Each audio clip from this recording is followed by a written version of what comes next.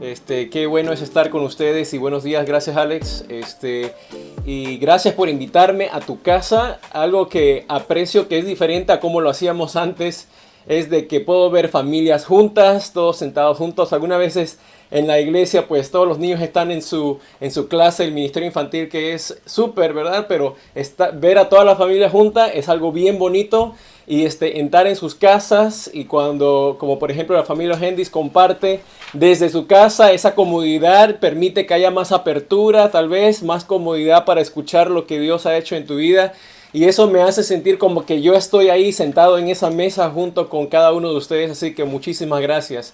El día de hoy vamos a cubrir un material que creo que es muy pertinente con lo que está pasando ahora en este momento, pero antes de seguir quisiera contarte unas historias para que tal vez esto entre en un poquito de contexto. Hace unos años atrás mi mamá, que en paz descanse, cuando ella vino a visitarme, fue la primera y única vez que ella me vino a visitar aquí a los Estados Unidos y yo estaba muy contento. La llevé a un jardín aquí cerca que se llama Descanso Gardens, algunos de ustedes tal vez los conozcan, que está en la Cañada, y la llevé para que pasáramos un tiempo mamá e hijo. Estuvimos paseando por los diferentes lugares, tomando fotos. Y yo me sentía, wow, o sea, qué especial. O sea, hace mucho tiempo que mi mamá y yo no pasábamos un tiempo así. Entonces, si sabes de ese lugar, hay diferentes jardines con diferentes temas. Y entonces había un jardín japonés. Y cuando yo le dije, mamá, vamos a ver ese jardín japonés, mi mamá dijo, no, yo no quiero ir ahí. A mí como que, o sea, la respuesta que ella dio fue como que muy anticlimática a la experiencia que estábamos teniendo ella y yo. Se enojó y ella se agitó, ¿verdad? Y le dije, mamá, pero es bien bonito, ¿por qué no vamos? O sea, vamos a ver el jardín japonés. Y dijo, no, yo no quiero ir al jardín japonés. Los japoneses no son buenos. Y yo me quedé como que, wow, ¿de dónde viene esto? Y creciendo con ella, en Panamá, de donde soy originalmente, me acordé de que ella había dicho cosas como esas cuando yo crecía. Entonces empezamos a hablar un poquito de todo eso y ella me comentó de una experiencia que ella tuvo cuando estaba en la China al final durante la Segunda Guerra, cuando los japoneses entraron y es un documento, es un evento histórico documentado que es la masacre de Nanjing o la violación de Nanjing, donde muchas mujeres fueron violadas, ¿verdad? Obviamente estamos hablando de un periodo de la historia donde ese tipo de cosas, aunque no aceptadas, pero sucedieron.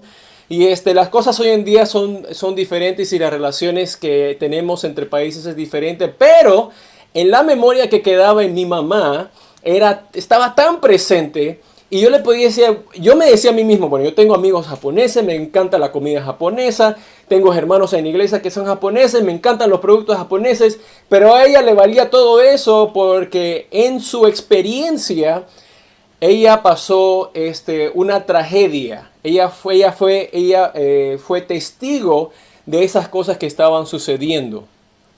Te quiero contar otra historia también que tal vez ilustre un poquito más y luego el tema que vamos a hablar. Mi mamá fue inmigrante de la China a Panamá. Y Panamá, como saben, tiene un canal y ese canal fue construido inicialmente por los franceses, pero se finalizó por el gobierno norteamericano. Y la presencia norteamericana ahí, especialmente del ejército, era bien evidente. Y todo lo que los norteamericanos hacían, a los ojos de mi mamá, o sea, era como que ellos podían convertir algo de la nada en oro, ¿verdad? En sus ojos, o sea, ella elevaba mucho en su pensamiento lo que eran capaces de hacer los norteamericanos.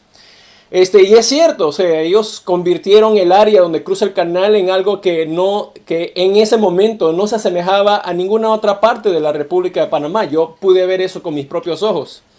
Pero como estudiante panameño, cursando los libros, cursando las clases y viendo la historia de Panamá, aprendí de cosas que sucedieron en nuestra historia como panameños, donde los norteamericanos, y no voy a entrar en todos esos detalles, pero donde los norteamericanos tomaron posesión de esa franja de tierra y ofendieron la soberanía panameña. Y mucho en la historia ahí que voy a contar, todo eso se finalizó en el año 2000 con los tratados Torrijos-Carter, etcétera, etcétera, etcétera.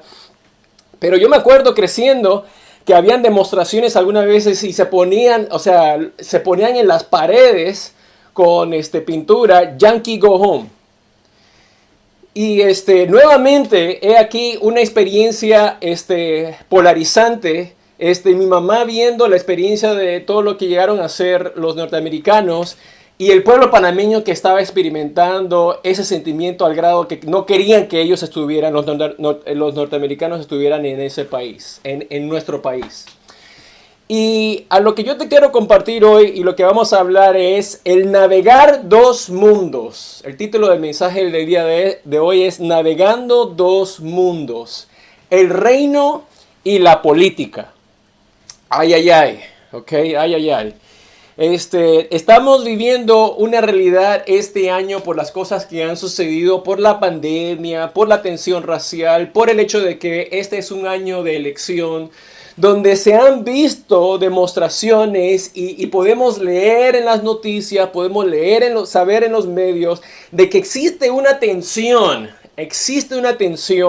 fuerte, marcada en lo que es el ámbito de la política. Y no se preocupen, el día de hoy, con el tiempo que tenemos, no podemos zambutirnos por completo en todo este tema, ¿verdad? Así que yo les quiero compartir a ustedes algunas porciones, cosas que para mí me han ayudado muchísimo con todo lo que ha sucedido, porque yo quiero ser un buen cristiano, quiero ser un buen discípulo, seguidor de Jesús, cuando se refiere a estas tensiones, esta realidad donde existe gobiernos, existe la política y cómo yo como un creyente debo navegar esos dos mundos. Y espero que el día de hoy eso sea de ayuda para ti y para mí. Ahora, quiero mencionarte de que bastante de lo que estaba pensando vienen de estos libros de un hermano que se llama Michael Burns, que algunos de nosotros tal vez escuchamos cuando tuvimos foro acerca de la tensión racial, y él escribió dos libros de los cuales estoy sacando un poco del material, ¿verdad? Y Alex se va a mostrar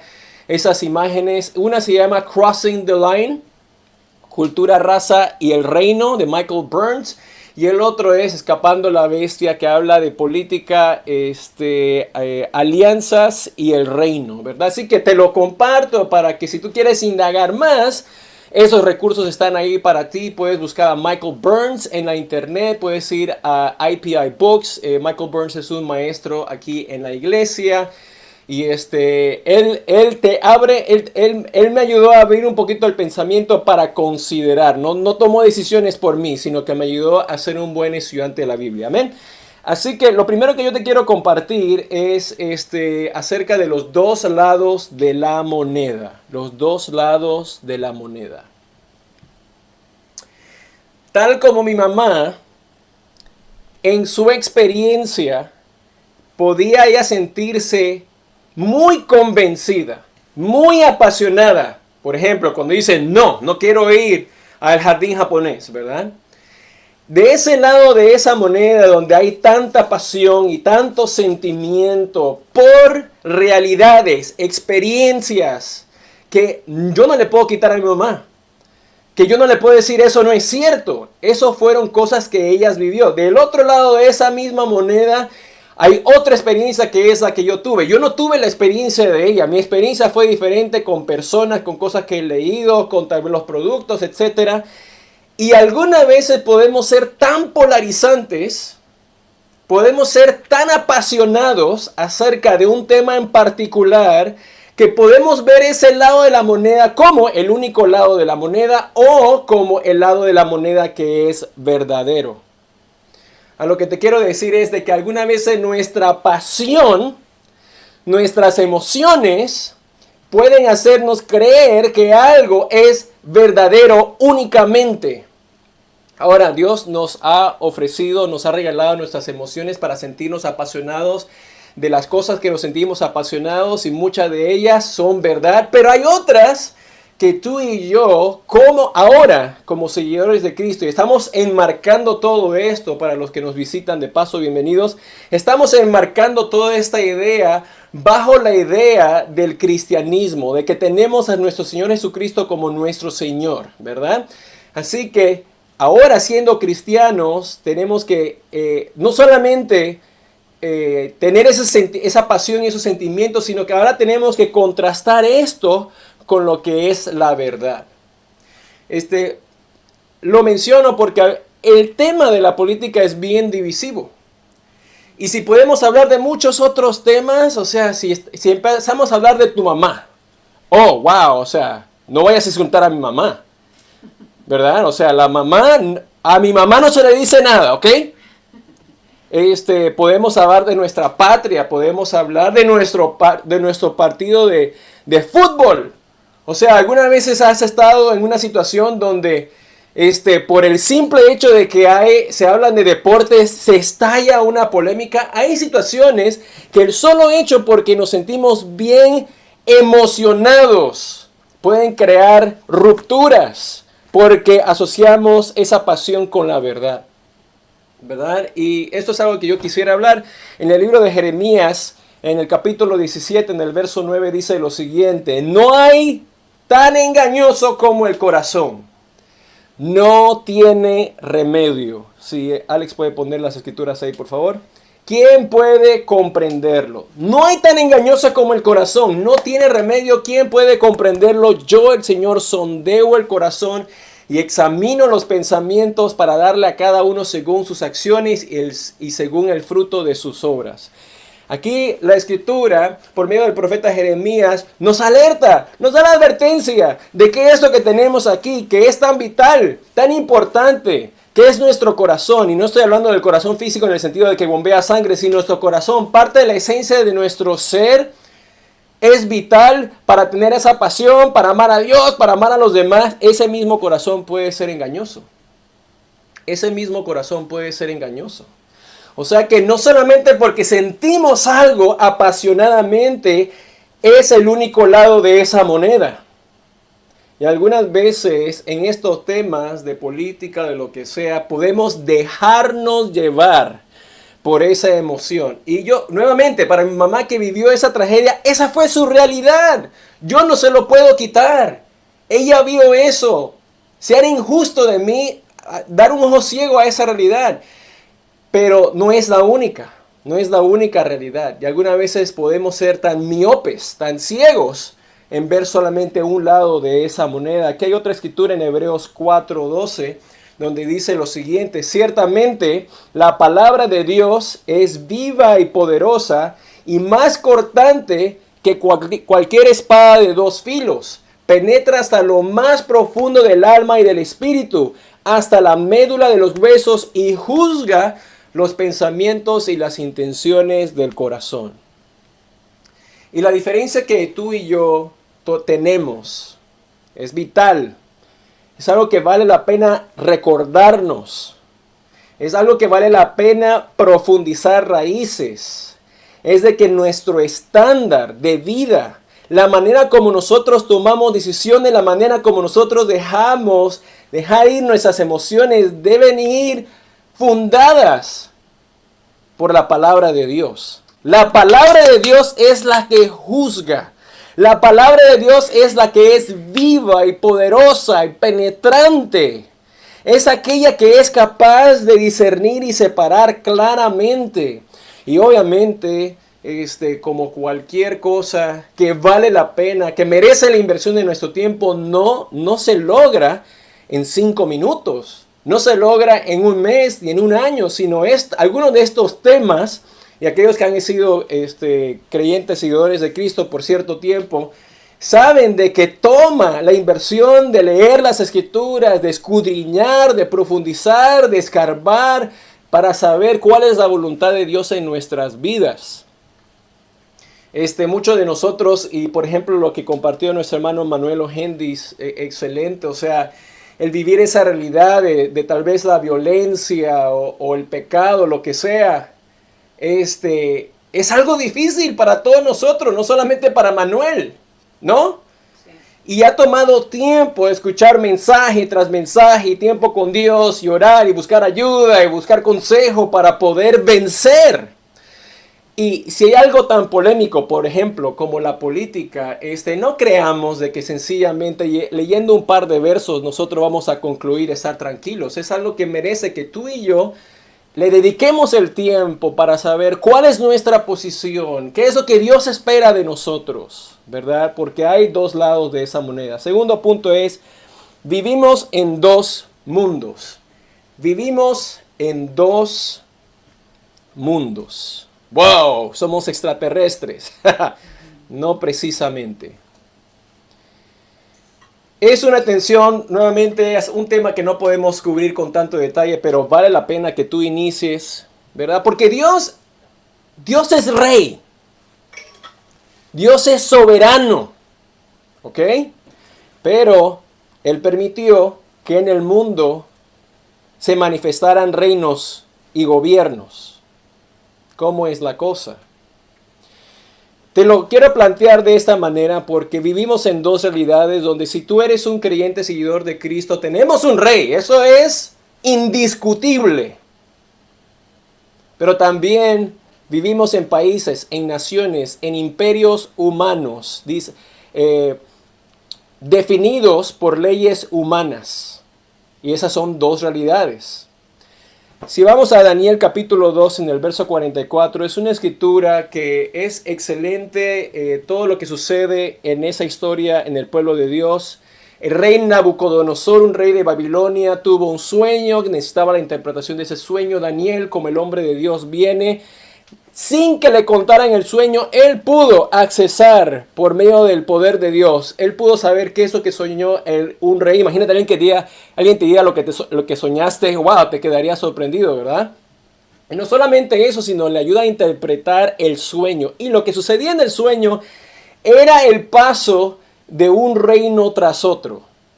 Tú puedes pasar tiempo leyendo el capítulo 2, pero en el verso 44 dice, en los días de estos reyes, el Dios del cielo establecerá un reino que jamás será destruido ni entregado a otro pueblo, sino que permanecerá para siempre y hará pedazos a todos estos reinos. Lo voy a volver a leer. En los días de estos reyes, el Dios del cielo establecerá un reino que jamás será destruido ni integrado a otro pueblo, sino que permanecerá para siempre y hará pedazos a todos estos reinos. En el sueño de Nabucodonosor estaba representado el reino babilonio, el reino medo-persa, el reino griego, el reino romano. Y este reino que iba a surgir como una gran montaña, una gran roca que iba a destruir esta estatua, si has leído la historia, se trataba del reino de Dios. Y dice que este reino va a permanecer para siempre y no va a ser destruido. Eso quiere decir que si eso sucedió en ese momento, ese reino sigue vigente el día de hoy. Cuando empezamos a hablar acerca de reinos, de imperios, podíamos pensar de que estamos en dos mundos, pero para el cristiano, el reino que permanece, el reino eterno, el reino con potestad es el reino de Dios y no debe haber competencia. No debe haber competencia. Aunque entendemos la realidad de que vivimos en el mundo y estamos gobernados en el mundo, no somos del mundo. Pertenecemos a otro reino. Y algunas veces esto es un poco difícil de entender. En Lucas capítulo 17, esto se hace evidente porque las personas en el tiempo de Jesús estaban haciéndose esa misma pregunta. Estaban luchando con esta idea. Había esa ansia de que se estableciera el reino. Dice, los fariseos le preguntaron a Jesús cuándo iba a venir el reino de Dios y les respondió, la venida del reino de Dios no se puede someter a cálculos. No van a decir mírenlo acá o mírenlo allá. Dense cuenta de que el reino de Dios está entre ustedes. ¿Cómo? Para muchos de nosotros que vinimos a la iglesia, estamos tratando de cambiar. Estamos realmente hartos, cansados de la forma de vida que teníamos. Estamos buscando algo mejor y ni siquiera sabíamos dónde encontrarlo. Nuevamente con la historia de Manuel que lo ilustra. Dice, soy de México y esto es lo que estaba pensando. Luego me trasladé a otra nación, a otro país, tal vez empezando un nuevo comienzo, y vuelve y sucede. Esa forma de vida que estaba acá, ahora sigue acá. Muchos de nosotros nos relacionamos. Y es que no es una nación o un imperio humano que puede conquistar lo que está sucediendo aquí adentro. Y no fue hasta cuando llegamos al reino de ¿quién? El reino de Dios, que ocurrió esa conquista. Hay una gran distinción, amigos, hermanos, hay una gran distinción entre los reinos basados en la sabiduría humana y el reino basado en la sabiduría de Dios. Hay una gran distinción. Hay una gran distinción. No hay comparación. La sabiduría humana nunca le llegará a la sabiduría santa de Dios. Y cuando nosotros estamos en medio de este debate, nosotros tenemos que saber dónde está nuestra alianza. Nosotros tenemos que reconocer de qué lado va a valer el debate y concluir de que sinceramente no hay debate. Yo sé, ocurre, sucede. En el ambiente que vivimos algunas veces se entremezclan las cosas y decimos, pues este partido o este candidato o lo que sea es el que es más partidario al cristianismo, es el que cree aquello y lo otro. Entendido. Todo el mundo tiene la libertad de poder escoger eso, pero no habrá reino humano. No habrá reino humano que le llegue a la talla del reino de Dios. El reino de Dios está en totalmente otra categoría. El reino de Dios, no hay ningún reino que pueda lograr lo que el reino de Dios logrará. Y funciona de una manera completamente diferente. Por eso los fariseos decían, ¿dónde nos vamos a encontrar? Y nosotros tenemos que pasar tiempo reconociendo eso y viendo dónde está nuestra alianza. En Colosenses capítulo 1, en el verso 12. Colosenses 1, 12 dice, Él los ha facultado para participar ¿de qué? De la herencia de los santos en el reino de la luz. Él nos libró del dominio de la oscuridad y nos trasladó ¿a qué? Al reino de su amado Hijo, en quien tenemos redención, el perdón de los pecados. Eso es lo que sucedió. Cada uno de nosotros que tomamos el voto de seguir a Jesús, de ser un cristiano, de ser bautizado, nacimos para nacer de nuevo y ahora somos parte del reino de Dios, de una entidad distinta, incomparable, más allá de tal vez nuestro conocimiento humano, que estamos tratando continuamente de conocer más y más. Pero eso es ahí donde está nuestra alianza. Y miren en Mateo capítulo 5, cuando Jesús predica su primer sermón, conocido como el Sermón de la Montaña, en el verso 1. Aquí Él está hablando de lo que nosotros conocemos las beatitudes, las bienaventuranzas, o lo que podemos nosotros interpretar como las actitudes que debe tener un ciudadano, un miembro de este reino celestial, el reino de Dios. Dice, cuando vio a las multitudes, subió a la ladera de una montaña y se sentó. Sus discípulos se le acercaron y tomando la palabra comenzó a enseñarles diciendo, dichosos los pobres en espíritu, porque el reino de los cielos les pertenece. Dichosos los que lloran, porque serán consolados. Dichosos los humildes, porque recibirán la tierra como herencia. Dichosos los que tienen hambre y sed de justicia, porque serán saciados. Dichosos los compasivos, porque serán tratados con compasión. Dichosos los limpios, los de corazón limpio, porque ellos verán a Dios. Dichosos los que trabajan por la paz, porque serán llamados hijos de Dios. Dichosos los perseguidos por causa de la justicia, porque el reino de los cielos les pertenece. ¿Qué reino? ¿Qué reino humano? ¿Qué imperio humano? ¿Qué gobierno humano vive bajo estos preceptos? Ninguno. No existe. Porque están basados en sabidurías humanas. El único gobierno que puede vivir bajo estos preceptos, estas convicciones, es el reino de Dios. Así que nosotros en este debate, en esta lucha, en el navegar en medio de estos dos mundos, nosotros tenemos que decidir en dónde está nuestra alianza. Y no podemos tener un pie en uno ni en el otro al mismo tiempo. No podemos ser aliados de los dos, porque los dos mundos están en un choque. Constantemente están chocando. No hay naciones cristianas.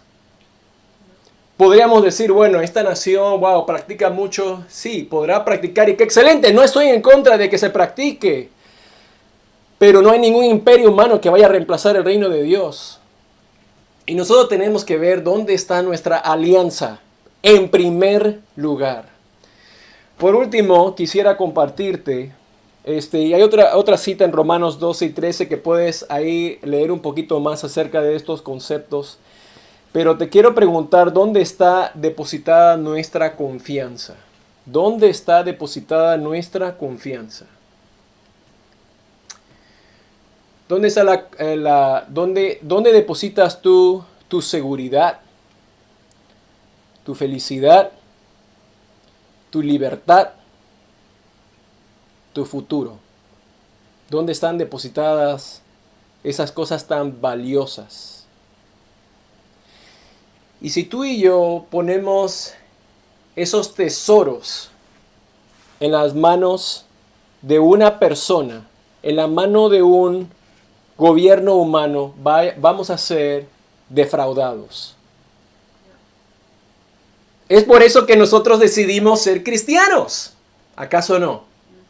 Porque estas cosas que son tan esenciales como la libertad, la felicidad, la seguridad, no la hallábamos en ningún otro lugar.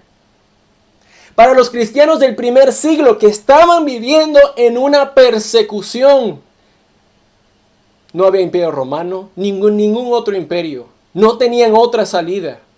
¿Y acaso se iban a quedar con brazos cruzados y decir, ok, pues no voy a ser feliz, y no voy a ser seguro, y no voy a hacer nada hasta que lo reciba? No. Porque su meta, su esperanza, su visión, sus ojos estaban en más allá, en el reino al cual sí pertenecían, que era el reino de los cielos. Quiero leer esas escrituras rápidamente. Salmos 31 en el verso 1. Dice, en ti, Señor, busco refugio. Jamás permitas que me avergüencen. En tu justicia, líbrame. Amigos, estas no son sencillas palabras. Este es un salmista que dice, ¿quién es mi refugio? Mi refugio es Dios. ¿Quién es mi justicia? Mi justicia es Dios. Salmo 18:2 dice, el Señor es mi roca, mi amparo, mi libertador. Es mi Dios, el peñasco en que me refugio. Es mi escudo, el poder que me salva, mi más alto escondite. Proverbio 3:5 dice, confía en el Señor de todo corazón y no en tu propia inteligencia. Hebreos 12:28 dice, así que nosotros que estamos recibiendo un reino inconmovible, seamos agradecidos, inspirados por esta gratitud, adoremos a Dios como Él le agrada, con temor reverente, porque nuestro Dios es fuego consumidor. Y finalmente Hebreos 2:14-15 dice, por tanto, ya que ellos son de carne y hueso, Él, Jesús, también compartió esa naturaleza humana para anular mediante la muerte al que tiene el dominio de la muerte, es decir, al diablo, y a librar a todos los que por temor a la muerte estaban sometidos a esclavitud durante toda la vida. Jesús es el verdadero libertador. Jesús es el verdadero gobernante de paz y justicia. Jesús es el Rey de reyes y Señor de señores. Jesús es el Rey del reino al cual nosotros pertenecemos. Él debe ser la fuente de seguridad de confianza, de felicidad. No lo puede ser ningún gobierno, ningún imperio humano. Claro, habrán imperios, lugares, países que visitamos, que disfrutamos de cosas buenas que ofrecen ese país. ¡Qué bueno, fabuloso! Yo lo he vivido. Pero aún estando en esos países que proveen esa felicidad, si no somos ciudadanos del verdadero reino espiritual, podemos estar gozando de un paraíso físico, pero en unas tinieblas espirituales. ¿En dónde está depositada tu confianza? Te quiero dejar finalmente con Efesios capítulo 3 en el verso 10 para concluir. Dice lo siguiente: el fin de todo esto es que la sabiduría de Dios en toda su diversidad se dé a conocer ahora por medio de la iglesia, a los poderes y autoridades en las regiones celestiales, conforme a su eterno propósito realizado en Cristo Jesús nuestro Señor. Tal vez debamos leerlo una vez más. El fin de todo esto es que la sabiduría de Dios, esa sabiduría que hemos estado hablando, que no se compara a ningún otro reino o imperio humano, que la sabiduría de Dios en toda su diversidad, en toda su plenitud, en todas las maneras y versiones en la cual se presenta, se dé a conocer como por medio de la iglesia. La iglesia, los llamados, los seguidores de Cristo, nosotros, por medio de una forma de vida en el reino de Dios, podamos nosotros reflejar, representar los valores de ese reino, que no se igualan en ningún otro, para que quede claro, para que quede evidente que ese es el verdadero reino. Esas son cosas que yo pienso que tú y yo tenemos que reconocer y meditar. Te quiero dar algunas prácticas antes de culminar, para que esto tenga tal vez un sitio donde tú puedas poner en aplicación. Mira, la naturaleza de la política es divisiva. Si te das cuenta, la naturaleza de la política es divisiva. Pero te das cuenta de que si vemos y leemos acerca de Jesús y de Pablo, ellos no fueron divisivos. Ellos crearon división. Tiene que haber una distinción, pero no eran divisivos. No crearon un reino divisivo dentro de sí mismo. Y nosotros tenemos que ver en lo que nosotros hacemos y cómo hablamos, qué es lo que estamos promoviendo, si son las alianzas al reino de Dios, si son los valores espirituales del reino de Dios. Un consejo que yo te doy es: mantén tu afiliación política privada. Mantén tu afiliación política privada. Mantén tu voto privado. Mantén tus comentarios políticos privados. Hay un lugar y hay un sitio donde hacerlo. No te estoy diciendo que te tienes que mantener callado. Pero si sabemos que la naturaleza de la política es divisiva, entonces tenemos que utilizar las herramientas y las armas del reino de Dios, que nos llaman a crear armonía, a crear paz, a crear unión, para que en ese medio podamos hablarlas y no de otro modo. El llamado es para informarnos, no es para meternos en un hoyo y decir: ¿sabes qué? Por esa razón no quiero saber nada de la política, no quiero que nadie me diga nada. No, ese no es el punto. El punto no es meter nuestra cabeza en nuestro cascarón. Infórmate, pero infórmate con el propósito, como dice en Romanos 14, de orar por nuestros gobernantes. Ese es el arma que hemos recibido, el poder de la oración. De estar agradecidos por los valores en el reino, porque en el reino debe ser diferente. Eso que cuando nos informamos nos debemos dar cuenta. Y de importarnos por otras personas. Hay necesidades que gobiernos no podrán suplir, pero el reino está ubicado perfectamente para suplir esas necesidades. No nos quedemos sentados esperando para que un gobierno humano pueda lograr eso, que nosotros como reino de Dios, con las armas, con las herramientas que Dios nos ha dado de la paz, del amor, de la misericordia, de la justicia, de la esperanza, de la fe, podamos causar cambios. No esperemos. Utiliza las armas del reino de Dios. Sé un agente de paz. Usa el poder del amor, confía en el poder de la oración. Seamos un ejemplo personal y no esperes servir. En estos momentos hay muchos que necesitan ser guiados, ser servidos, tal vez con la oración, con palabras de ánimo, con una visita. Yo sé que estamos en pandemia, pero podemos hacer una llamada. Tenemos oportunidades de efectuar la potestad del reino de Dios ahora, que es el reino a la cual nosotros pertenecemos. Hermanos, espero que esto les haya ayudado de alguna manera. Yo estoy en este caminar, en este proceso, no he concluido, sigo aprendiendo, pero ojalá estas cosas le hayan sido de ayuda a ustedes. Gracias, los amo y hasta luego.